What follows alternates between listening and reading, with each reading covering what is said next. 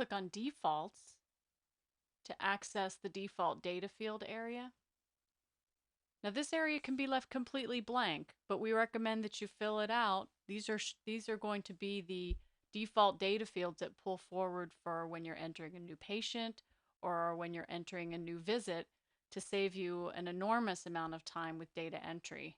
So let's just go through this briefly. Most of the stuff is self-explanatory, but the default fee schedule, you can click on the folders to the right to select the defaults. So you'd select your most common fee schedule for your new patients or leave it blank.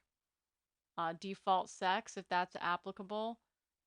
The zip code, if you see patients generally from a specific zip code, city, and state. And again, you can leave those blank. The default status, since this is for new patients, we generally see people put that to active status or new patient status.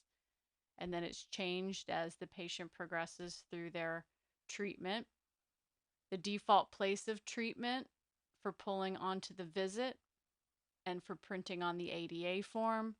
The default doctor to pull into the patient information screen. Default referring physician, default hygienist, which is available to our dental practices and our enterprise users, default assistant.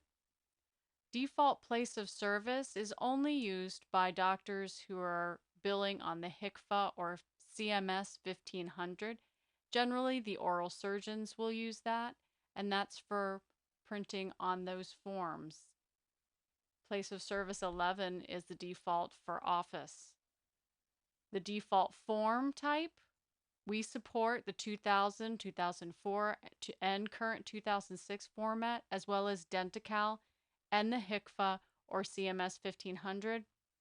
We always recommend that you use the most current format for printing your ADA forms to comply with current standards.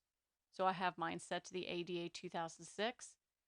The tooth coding system, if you're printing on paper, is the ADA. If you choose electronic claims, they will walk through changing that setting for you at that time. Default signature on file to yes, and default release of info indicator to yes. In general, when you register a new patient, they are signing this information to release records and to authorize payment to the doctor. So those usually are checked, but you can uncheck those if that is not your practice. In addition, the HIPAA privacy is usually signed at the first visit. Show inflated fees on insurance forms. That is designed for billing the insurance companies a different fee than you are on the ADA form, or excuse me, on the visit.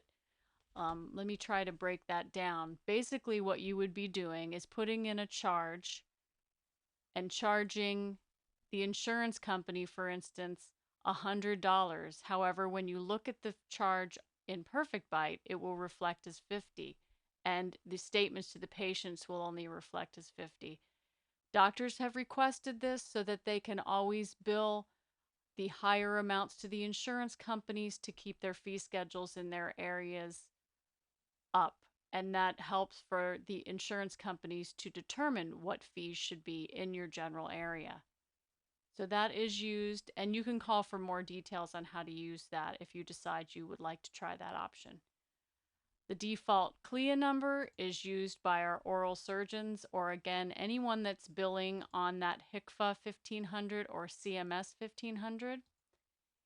Treatment note methodology. We offer two different treatment note templates, the PARTS template and the SOAP template. The PARTS template is the standard dental template and stands for Problem Assessment, RX, Treatment, and Strategy.